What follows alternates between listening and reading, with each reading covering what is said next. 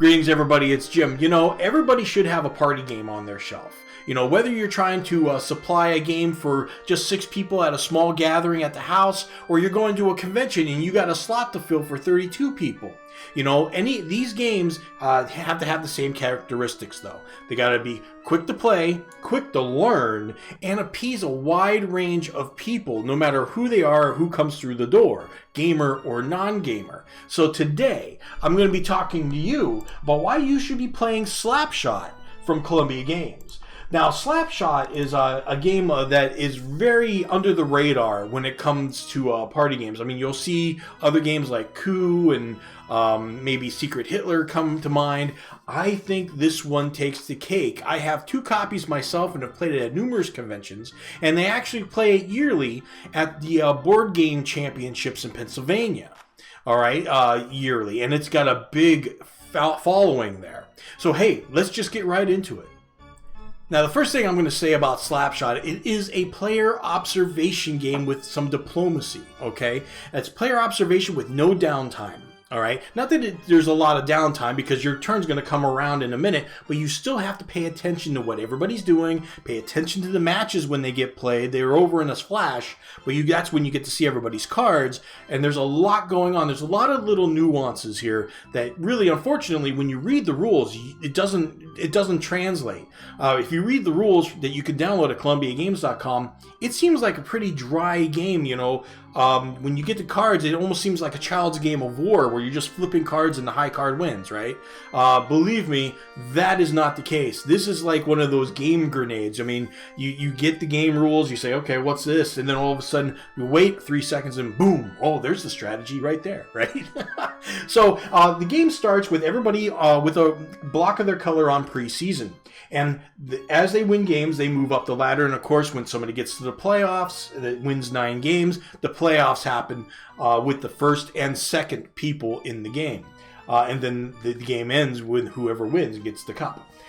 So you get there's 6 cards that you get. You get 3 forwards, 2 defensive and 1 goalie. So let's go over the cards.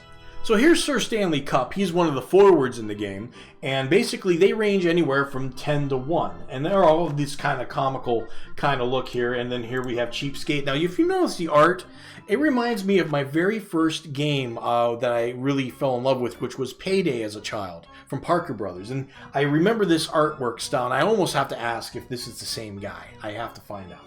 But anyway, they range from 10 to 1, more along the lines of the higher scale. These are the guys that you'll generally score with. Now, you have 2 defensive men, like I said, and they range from mid to low, but they also have the most bruisers. Okay, that's what that red cross means next to the number there. So when they show up, the guy across from them gets injured and goes away, and they have to get replaced. And that may be good or bad, depending on the card. Then you got the goalies. There's 1 for each number, basically, and there's only a few of them. But basically, yeah, they range from 1 to 10, I believe. And all these decks, as you can see again on the board, are separate. They're not one deck, it's 3 decks. When you trade in a goalie, you get a goalie back. When you trade in a defensive man, you get a defensive man back, and so on. So now that you got your 6 cards, and you must always have 6 cards, there's 3 things you can do on your turn, which happens pretty quickly. Basically, the first one is drafting. It's pretty simple and straightforward. You're not happy with a card, you take a card, you put it under the appropriate deck, and you draw a new card. And as I said, it's the appropriate deck. If you're giving up a goalie, you've got to get a goalie back. If you're giving up a defensive man, you got to get a defensive man back, and so on. Okay, so that's straightforward. Now, the next one's a little bit more insidious. That's trading. Okay, so basically, you could take a card you're not happy with and give it to another person and get a random one off that same kind of suit. So otherwise, if I have a forward, I say, okay, here's one of my forwards. Let me grab one of your 3 forwards randomly. Now, as we all know, as I mentioned earlier, everybody only has 1 goalie. So if you actually know who has what goalie, that everybody's trading for that goalie. It can go around the room and stuff like that, and it can be pretty interesting there. Now, the third thing that you can do is, of course, challenge somebody to the game. All right, so they can't refuse, they got to play. So you take your 6 cards, and it's a pretty simple process. You stack them the way you want, or you just shuffle them, it doesn't matter. I mean, it depends on what kind of psychological warfare you want to play with somebody. And you start flipping the cards over 1 by 1. Every time you flip, the highest card, of course, scores a goal.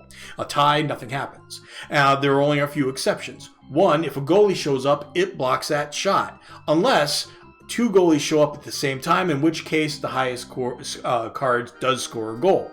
All right, and the third thing is, of course, going back to those bruisers. Basically, you get the bruiser card. The goal happens like normal, with the exception of the bruiser will send the opposite player is injured and goes under the pile of the appropriate pile, and a new card is drawn for that player. And that can be a blessing in disguise. If you hit a guy that's a 10, everybody's cheering because there's only one 10 in the game. And then if you hit a 1, though, you just help the guy out. So it's a little bit of interesting concept there. So basically, that's how games are played. Now, this is where player observation really comes in, because you have to watch as those cards get swapped in and out and try to read the reactions of people as it happens. And in a light atmosphere from a convention or at home, that's going to show up more often than not, right? So that's a lot of fun. And basically, just because you have a strong hand, though, doesn't mean that you're going to crawl up that ladder with wins all the time. I mean, you will when it's your turn, but it doesn't mean everybody else is going to challenge you, because if you're known to be strong, they'll just dodge you and maybe play somebody else. And especially in a 6-player game, you may win every turn that comes around, but this could be bouncing back and forth and somebody could crawl up the ladder 4 games. So that's an interesting concept. And one of the more insidious and diabolical ideas is when somebody is near the playoffs. They're on spot 8, and then you got the second player is like all the way down to number 5, but they've got a real strong hand all of a sudden, and they know that number 8 is weak. They can say, okay, I'm going to push you into the playoffs so I can play against you, because here's what happens in the playoffs. When somebody gets in the playoffs, you play with that hand you've got right there for 7 games in a row. That hand, no trading, nothing. Okay, everybody else's cards get discarded. They don't go back in the decks. They are just out of the game, and you're only playing with replacements of what's left. All right, and then it's just the best of 7. The person that is in the playoffs does have home field advantage, which I didn't mention, by the way. Home field advantage, when you are challenging somebody to a game, they automatically start with a point. So I probably should have mentioned that earlier. So you do have to have a stronger hand than even before. But basically, in the playoffs, odd number games, 1, 3, 5, and 7, the person that made the playoffs happen or gets the home field advantage, and of course the even number game for the other player. And it's just the best of 7, and the winner wins the game. And this is just a great game for any convention, especially. It plays so quick, and everybody can learn so easily. And then you can show the game to somebody, and then they're going off, getting 6 people, and can play. I mean, it's just one of those games. You can play 32 people so easily at a convention. And like I said, the board game championships in Pennsylvania, they played with like 100, 150. It's just crazy. You could see videos of it online. So that is the video. I hope you check out Slapshot and have a lot of fun, and I'll see you next time.